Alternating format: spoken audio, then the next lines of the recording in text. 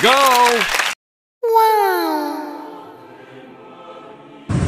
Ay mga beshi, wala pa tayo niyan sa simbahan na masyadong solemn lang yung background music natin.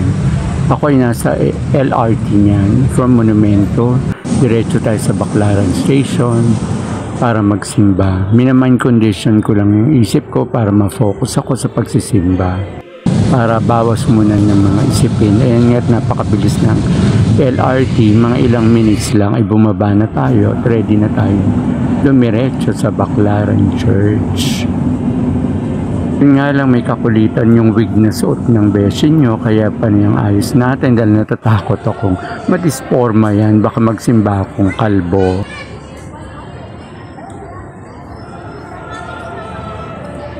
On our way to Baclaran Church or Redemptorist Church.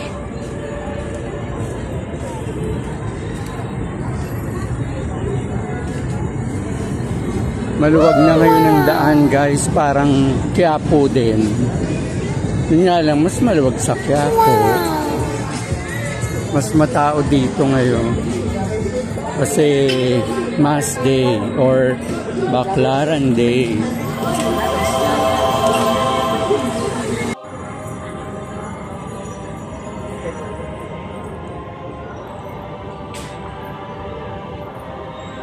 I missed this church for many months now, siguro almost half a year.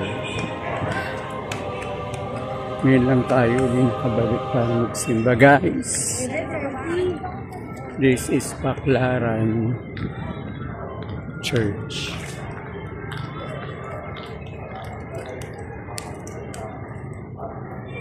Sa gate ay dumiretso na ako sa dulo, sa likuran, at nagpicture na muna ako sa harapan ng simbahan. Naman akong pumasok sa loob ng simbahan hanggang marating ko ang harap at doon nagpicture-picture na din ako nung matapos na ang misa.